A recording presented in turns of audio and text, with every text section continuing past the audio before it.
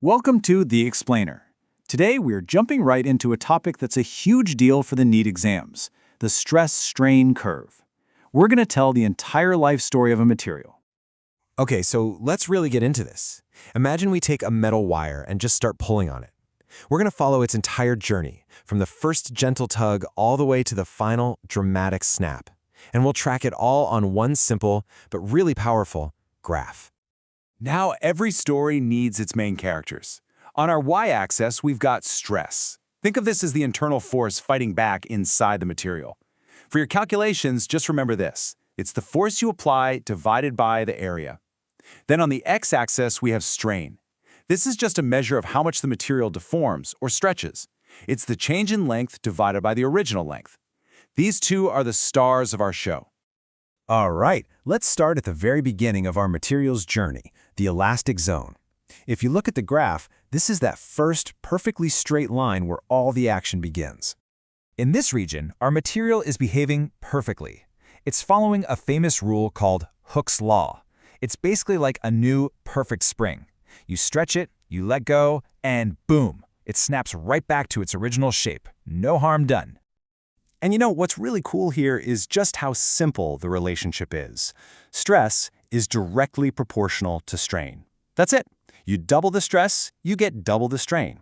And that perfect one-to-one relationship is exactly why this part of the graph is a straight line. But, every story has that dramatic twist, right? A point of no return. For our material, that's point B on the curve. Now, for your exam, this is a super high-yield point.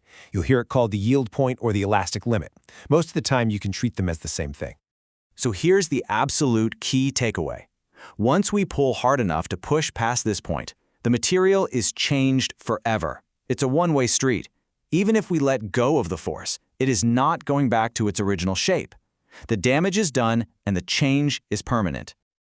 So, after we cross that point of no return, our material enters a whole new phase of its life, the plastic zone. This is the part of the journey from point B all the way to D, where things get stretched out and they stay that way. So in this phase, the material just starts to give in. You'll see on the curve that just a tiny increase in stress causes a huge amount of stretching. This kind of permanent, irreversible stretch is called plastic deformation. And you'll often hear that the material has taken a permanent set. That's a key term to remember.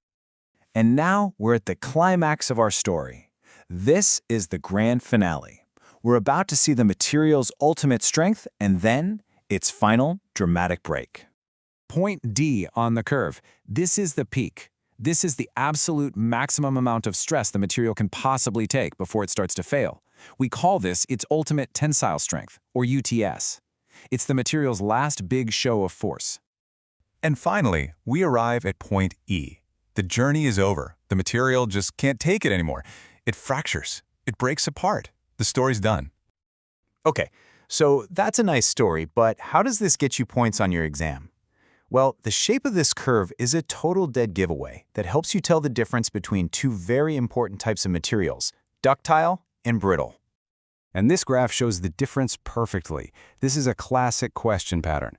For ductile materials, like copper, notice how far apart point D and point E are? That means it stretches a lot, it gives you a warning before it breaks. But look at brittle materials, like concrete. Points D and E are practically on top of each other. It shows almost no plastic deformation. It gives you no warning. It just snaps. All right, let's do a super quick revision to lock this in. Just remember the journey in 3 simple steps. First, you have the elastic zone, where it follows Hooke's law and bounces right back. Second, you have the plastic zone, where it deforms for good. And third, the fracture point, where it finally breaks. Okay, and to leave you with a final thought to chew on, the story we just told was for a typical ductile metal. But what about something totally different, like an elastomer? Think about a simple rubber band, or even the elastic tissue in your body like your aorta.